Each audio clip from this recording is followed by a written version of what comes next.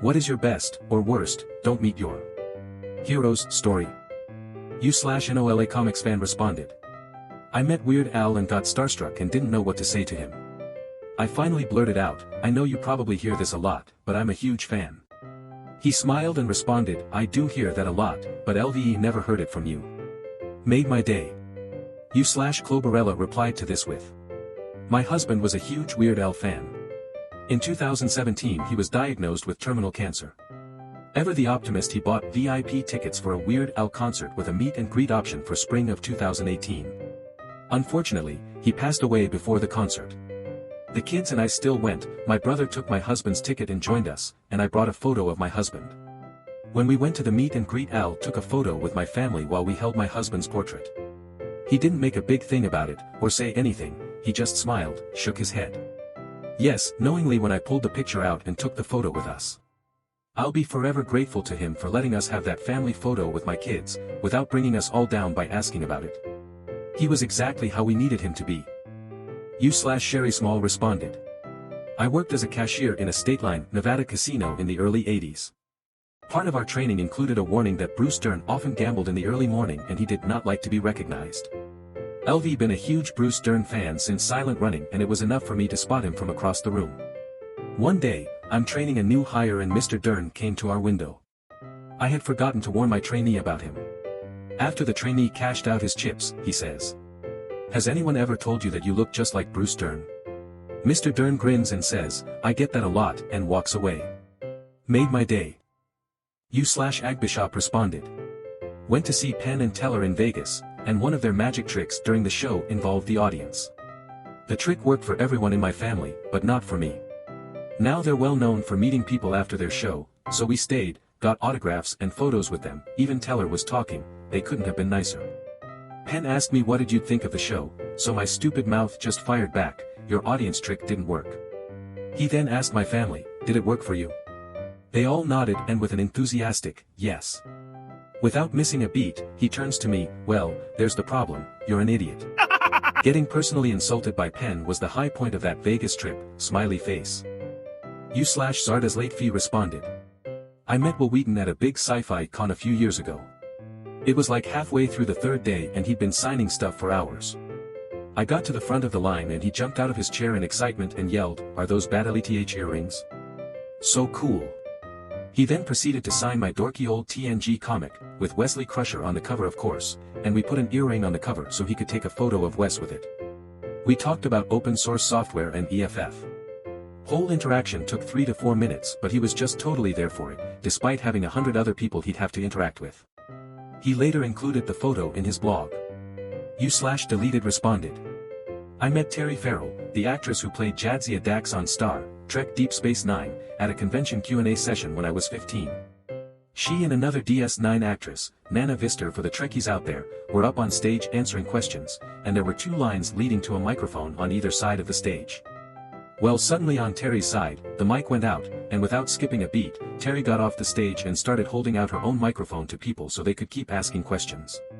Terry even gave a hug to a 4 to 5-year-old girl ahead of me in line. I got to the front, and there I am, an extremely shy 15-year-old, arm's length away from my childhood hero, in front of several hundred people. I managed to tremblingly squeak out that she is my favorite character in all of Star Trek, and before I can say another word, she gives me a big hug. I ended up asking her about her favorite episode, her answer was Blood Oath, for those curious, and went back to my seat. My dad had also bought me a photo op with her later that day, and when I got there, she exclaimed something to the effect of, oh, I remember you, and immediately pulled me into another big hug for the photo. I still have that photo, as well as an autographed photo of her character. Words cannot describe how much that encounter impacted me. I never expected someone who probably met thousands of fans that day to show so much care to one awkward teenager who just wanted to meet her hero like everyone else. Jadzia Dax is everything I wanted to be growing up. She is kind, confident, smart, funny, and adventurous. I still want to be all those things, but more than anything, I hope I can learn to exude even half the kindness that Terry Farrell does. U/Hermes 20101337 responded. At a corporate training session, we had all the best mechanical engineers in one place and I know one dude from Reputation, one of those guys that could take a downed helicopter and get it flying again with very little time and spare parts. His record was amazing, he raked in huge sums over this reputation.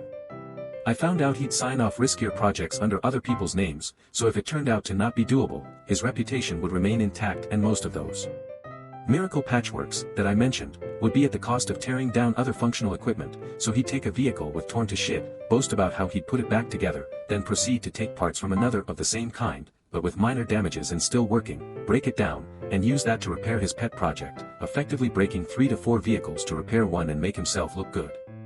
Hoooj asshole. You/Unclethan responded. Not mine, but a friend's. Jason Alexander, George from Seinfeld, came to give a guest lecture on acting at the university my friend attended. My friend was on his way to class, when he ran into Jason Alexander, who had just finished up his lecture. Instead of saying, "You're George from Seinfeld," my friend said, "Holy crap, you're Jason Alexander." Jason Alexander heaved a sigh of relief and said, "Nobody remembers my name, it's always George this, Festivus that. Know what, kid? Want to get lunch together?" And my friend says, "Oh, sorry, I'm late for class," and took off for biology. He gets to class, sits down, and suddenly realizes he just turned down lunch with Jason Alexander. Don't meet your heroes, because sometimes you're really dumb, and they'll see it. You/Hummusy responded. When I was a kid I was super into Broadway and musical theater. My dream was to be in Broadway. So for my 9th birthday my mom got us tickets to see Wicked on Broadway in New York with most of the original cast. This was a huge trip for us, as we lived on the West Coast. My mom had mentioned to someone working at the show that it was her daughter's birthday and that Idina Menzel was my hero. This was before Frozen and before she was as big of a name as she is now. Somehow, this person brought us backstage after the show to meet the cast. Everyone backstage was very kind and sweet to me, except Idina Menzel. Kristen Chenoweth was super awesome, and Joey McIntyre was really nice and trying to cheer me up, but Idina wouldn't come out of her dressing room. I got to hear her tell Joey, through her dressing room door, that she didn't care about some kid and to leave her the fuck alone. 9-year-old me was crushed, and even though the others were kind and did their best to salvage the situation, I lost interest in musical theater after that. You/Bears responded. Went to see James Blake in Philly. On the way to the show, we spotted him at a small coffee shop. Stopped in to say we were going to see him and he was so happy, took a pic with us.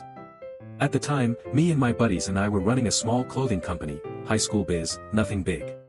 We told James and his producer we had free shirts in our car. The car was parked in a dingy Philly alleyway. James and his producer freaking trusted us, came to the car and we gave them shirts. Show starts, James walks out wearing our shirt and proceeds to shout out the 2 lovely lads who gave us these shirts and shouted out the name of our company. I never screamed so loud, it was amazing. Edit, here is footage from the show, and you can kinda see the shirt, it says AMV, which stands for Anonymous Mad Villainy, which was the company name cause we thought we were so cool. You/Spunula responded. I was a huge science nerd in high school, so of course I idolized Bill Nye. I thought he was amazing for how he made science more accessible to everyone. My love of science led to me becoming an astronomy major in college during the late 90s and very early aughts.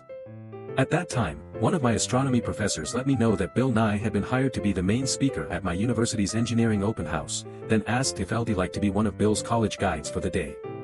I was so excited to say yes. I first realized I was in trouble when one of Bill Nye's assistants showed up early to debrief us. He told us to not take anything Bill says personally and that Bill is generally an asshole to everyone. Yikes! Bill Nye showed up very late and very drunk, and he refused to do the full science presentation he had been contracted to do. He had been paid to present for a full hour, but he argued loudly that he wouldn't do more than 15 minutes. Bill made a few nasty comments about women in science towards me, insinuating that I was in astronomy just to find a husband. What? Then he started getting aggressively mean towards the young kids who were excited to see him. Eventually he ended up screaming at a 5-year-old to fuck off while mic'd up in front of an entire gymnasium of people. At that point, college officials asked Bill to leave even though he'd been there for only a short time. You/DiscoStew 1972 responded. I'm a huge fan of The Wire. IMO, the greatest show ever made, by a mile. I admire all of the cast, but Wendell Pierce in particular. Not just for his portrayal of Bunk, but he's done a lot of great humanitarian work too. I was at an event and saw that he was also in the audience. I normally try to leave celebrities alone, figuring that they just want to be treated like a normal person when out at public, but in this case I couldn't resist. After the event, I went over and said hello and told him how much I appreciated his work. He was completely gracious and humble. Insisted that I call him by his first name, asked me mine.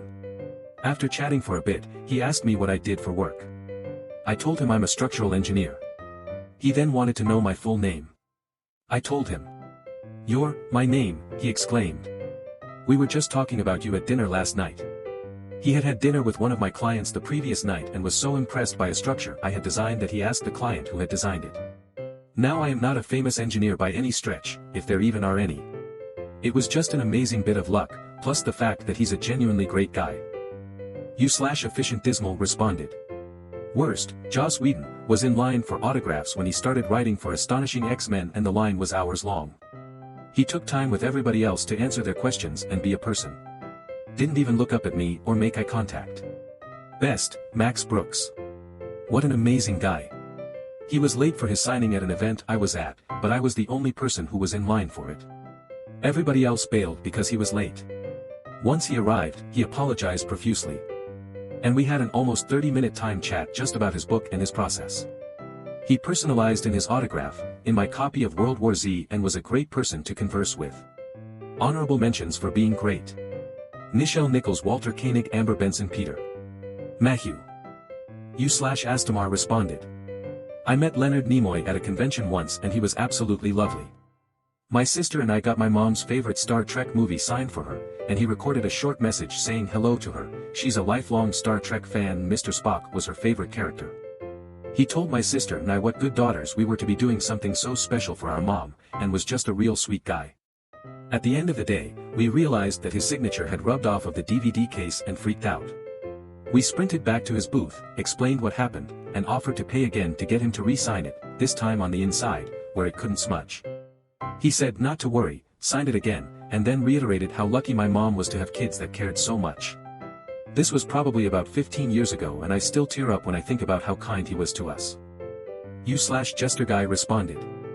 I saw Nick Offerman do a show at a theater with his wife Megan, followed by a book signing afterward. So the show ended fairly late and it was a theater full of people waiting in line to get a book signed, so it was obviously going to take a long while. Nick was the best. He chatted with everyone, didn't rush anyone along, stayed until after midnight to make sure he talked to everybody and got them a book. About halfway through the line he recognized a couple ladies and brought them out. He announced something like, "Sorry everyone, I just need to stop for a moment because these two are royalty. This is so and so, they did the wardrobe for me on Parks and Rec and I haven't seen them since," and shared some brief memories of them working together. The ladies were so excited he remembered them and made them feel extra special. I'm glad Nick lived up to and exceed my expectations. Thank you for watching.